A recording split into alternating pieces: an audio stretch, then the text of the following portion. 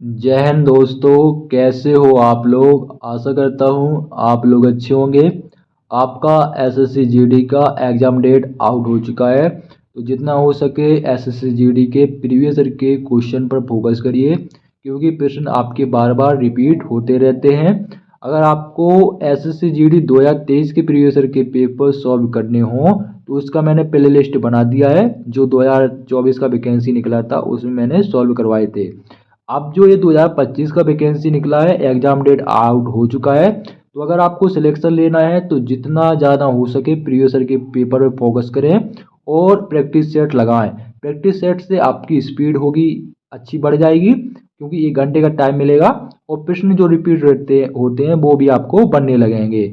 Math, reasoning, Hindi के लिए तो लगातार लगे लगे प्रैक्टिस सेट लगाइए, क्योंकि प्रैक्टिस सेट से ही आपका सिलेक्शन होने वाला है। क्योंकि यार पेपर इतना सरल बनाते हैं, अगर आप उसमें 20 में से 20 नहीं ले पा रहे तो आपका पढ़ना बेकार है। बहुत ही आसान है, और जिसने यूपी पुलिस का दिया हुआ तो वो तो इसको तोड़ मरोड़ देगा, हिंदी और रीजनिंग को और मैथ को भी। ठीक है, तो जो लोग यूपी पुलिस में नहीं निकल पाए उनके लिए एक और मौका है, तो ये मौका नहीं गंवाना है। और वीडियो स्टार्ट करते हैं। अगर आप चैनल पर नए हों तो सब्सक्राइब कर लीजिए, सपोर्ट करिए। और ये रहा आपका पहला प्रश्न। पहला प्रश्न है, स्वतंत्रता के बाद भारत ने प्रधानमंत्री जवाहरलाल नेहरू के डैश प्रभाव में 1951 की पहली पंचवर्षीय योजना लॉन्च की। तो किसके प्रभाव में? समाजवादी के प्रभाव में। किसके प्रभाव में? समाजवादी के प्रभाव में। ऑप्शन 4 सही हो जाएगा। देखो, पंचवर्षीय योजना से आपके काफ़ी प्रश्न पूछे गए हैं। ठीक है, तो आपका जो पहली पंचवर्षीय योजना है वो 1951 से स्टार्ट हुई, दूसरी 1956 से, तीसरी 1961 से। तो उसके बाद 3 साल का अवकाश हो गया आपका। उसी समय एक प्रश्न और पूछा गया कि आपका किस समय मतलब हमको फूड की, खाद्यान्न की वो पड़ गई थी, कमी पड़ गई थी, तो वो 1962 के युद्ध के दौरान पड़ गई थी। और 1965 में ही आपका एफसीआई का जो है वो स्थापना हुआ था। फिर वहाँ से हरित क्रांति भी आपका चलने लगा। ठीक है, 1965-66 के समथिंग। तो ये भी प्रश्न पूछा था। पंचवर्षीय योजना का आपका पूरा डेट देखना, टोटल 12 पंचवर्षीय योजना है। सबसे लास्ट की 2012-17 की है आपकी, है पंचवर्षीय योजना। तो जितनी पंचवर्षीय योजना है, योजना अवकाश 3 बार हुआ, तो वो सब आपको पढ़ लेना है। अगला अगला जो आपका प्रश्न है वो है, भारत में दूसरे chief of defence staff CDS के रूप में निम्नलिखित में से किसे नियुक्त किया गया है? तो ये आपको पता होना चाहिए। पहले जो आपके सीडीएस थे वो बिपिन रावत जी थे, जो उनकी आकाश में दुर्घटना में मृत्यु हो गई। ठीक है, हेलीकॉप्टर की वजह से वो खराब हो गया था। तो अब जो दूसरे बने हैं वो है आपके लेफ्टिनेंट जनरल अनिल चौहान। कौन है? Lieutenant general Anil Chauhan. Option 1 आपका बिल्कुल सही हो जाएगा। ठीक है, अब है आपका अगला प्रश्न, सुप्रीम कोर्ट के किस पूर्व न्यायाधीश को आंध्र प्रदेश के राज्यपाल के रूप में नियुक्त किया गया है? ठीक है, तो वो हैं आपके एस अब्दुल नाजीर। कौन है? एस अब्दुल नजीर, जो कि आपके सुप्रीम कोर्ट के पूर्व न्यायाधीश रहे हैं, यानी जज रहे। ठीक है,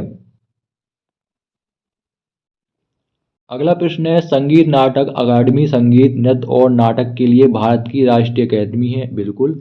इसे 1952 में तत्कालीन देश भारत की सरकार, तो तत्कालीन 1952 में तत्कालीन शिक्षा मंत्रालय, कौन? शिक्षा मंत्रालय भारत सरकार के एक प्रस्ताव द्वारा बनाया गया था, जिसके पहले अध्यक्ष डीबी राजमन्नार थे। ठीक है, समझ में आ गया। तो शिक्षा मंत्रालय के द्वारा आपका संगीत नाटक अकेडमी की शुरुआत की गई थी, जो भारत की राष्ट्रीय अकेडमी है। तो मंत्रालय का नाम पूछा है तो ऑप्शन 2 शिक्षा मंत्रालय। अगला प्रश्न है, निम्नलिखित, एक मिनट, हाँ, निम्नलिखित में से कौन सा भारतीय रिजर्व बैंक का कार्य है? कौन सा कार्य है? तो आपका मुद्रा जारी करना, बिल्कुल आपका रिजर्व बैंक ही आपका मुद्रा जारी करता है। ठीक है, दूसरा है आखिरी कर्जदाता भी, मतलब कर्ज भी आपका कौन देता है? आरबीआई ही देता है। तो दोनों सही हो जाएंगे।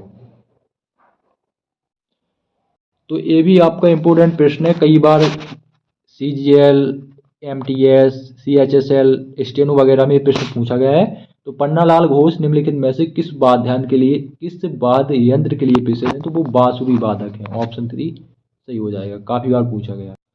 अगला प्रश्न है आपका संविधान सभा ने डैश को भारत के संविधान को अपनाया। तो संविधान सभा ने 26 नवंबर 1949 को भारत के संविधान को अपनाया था। तो ऑप्शन 2 बिल्कुल सही हो जाएगा।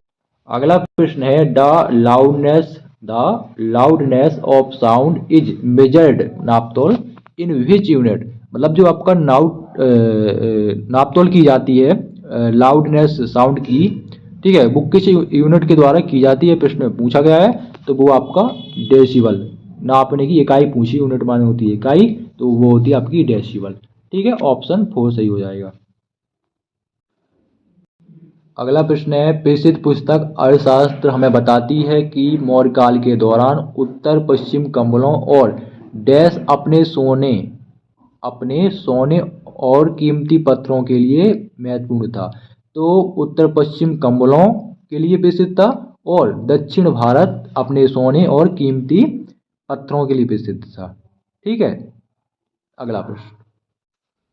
अगला जो आपका प्रश्न है वो आपका स्टैटिक जीके से ऐसे प्रश्न कई पूछे जाते हैं। प्रश्न है भारत के निम्नलिखित में से किस राज्य में बोनालू पर्व मनाया जाता है। तो बोनालू पर्व आपका तेलंगाना में मनाया जाता है। तेलंगाना की स्थापना 2014 में हुई थी, जो आंध्र प्रदेश से कटकर राज्य बना है। समझ में आ गया। अगला प्रश्न है आपका जनगणना से देखो काफी प्रश्न पूछे जाते हैं। तो प्रश्न है जनगणना 2011 के अनुसार निम्नलिखित में से किस राज्य में महिला साक्षरता दर सबसे अधिक है। तो वो तो केरल में ही है, चाहे महिला हो चाहे पुरुष। अगर पूछा जाए कि भारत के किस राज्य में साक्षरता दर सबसे अधिक है, तो वो केरल ही है। ठीक है, चाहे वो महिला हो चाहे पुरुष हो, ध्यान रखना। ठीक है, लिंगानुपात भी केरल का है, सबसे कम हरियाणा का है।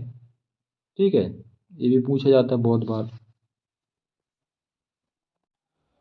अगला प्रश्न है अमृतसर की संधि पर किस वर्ष हस्ताक्षर किए गए। तो 1809 में किए गए थे। कब किए गए थे? 1809 में, यानी ऑप्शन 1 आपका सही हो जाएगा। अगला आपका प्रश्न है हर वर्ष अगस्त के दूसरे शनिवार को अलापुझा के पास आयोजित की जाने वाली नेहरू ट्रॉफी प्रतियोगिता डैश श्रेणी में सबसे अधिक प्रतिस्पर्धी और लोकप्रिय। किस श्रेणी में? नौका दौड़ में। किसमें? नौका दौड़ में। ऑप्शन।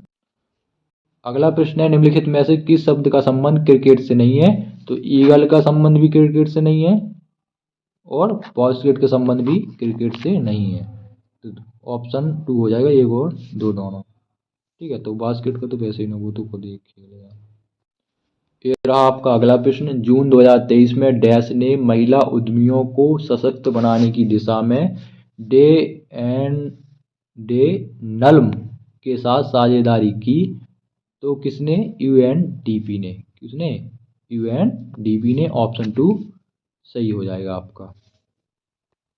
अगला प्रश्न इंपोर्टेंट है, कई बार पूछा गया है। भारत में अनुच्छेद 333 के उपबंध के अधीन रहते हुए प्रत्येक राज्य की विधानसभा डैश से अनधिक सदस्यों से मिलकर बनेगी। तो किसके? 500 से अधिक, 500 से अनधिक सदस्यों से मिलकर बनेगी। ऑप्शन 2 सही हो जाएगा। अगला प्रश्न है आपका भारतीय खिलाड़ी लिएंडर पेस कौन सा खेल खेलते हैं। तो ये लॉन टेनिस खेलते हैं। ठीक है, तो खेल कूद से भी आपके 3 से 4 प्रश्न बन जाते हैं। भारत सरकार द्वारा आयोजित सामाजिक आर्थिक और जाति जनगणना 2011 में अभावों को मापने के लिए निम्नलिखित में से कौन सा एक मापदंड नहीं था। तो ऑप्शन 4 वाला, ऐसे परिवार जिनमें 15 से 59 वर्ष की आयु वर्ग की कोई वयस्क, इसको मैं नहीं बता सकता, 1 मिनट, आयु वर्ग की कोई वयस्क महिला नहीं है। ठीक है, तो ये आपका जो है वो आपका गलत है, तो यही सही हो जाएगा, यही पूछा है। अगला प्रश्न है सरकार को सलाह देने के लिए नीति आयोग नामक एक डैश की स्थापना की गई थी। किसकी? नीति विचारक समूह की स्थापना की गई थी। ऑप्शन 3 सही हो जाएगा। अगला और आखिरी जो प्रश्न है वो इम्पोर्टेंट है, ये भी कई बार एग्जाम में पूछा गया है। निम्नलिखित में से उत्तर प्रदेश के इंडो फारसी नृत्य शैली का नाम क्या है? नाम बताइए। तो वो है कथक। कथक जो है वो एक शास्त्रीय नृत्य है, टोटल 8 शास्त्रीय नृत्य हैं। गरबा जो है गुजरात का है, छऊ जो है वो आपका उड़ीसा का भी है, ठीक है, झारखंड का भी है, एक राज्य का और है, छत्तीसगढ़ का ऐसा है, 3 राज्यों में है छऊ। कथकली आपका वही केरल का है, कथकली और मोहिनीअट्टम आपके केरल के हैं, भरतनाट्यम तमिलनाडु का है, और सत्रिय असम का है, सबसे नया है सत्रिय शास्त्रीय सबसे पुराना है तमिलनाडु, और टोटल 8 हैं, मणिपुरी है और उड़ीसी है। और कोई रह गया क्या? मेरे ख्याल से नहीं हो गया। और कीर्ति सेनन जो है एक अभिनेत्री है, वो भी आपका कथक से संबंधित है, कथक उत्तर प्रदेश अपने राज्य का है, ठीक है।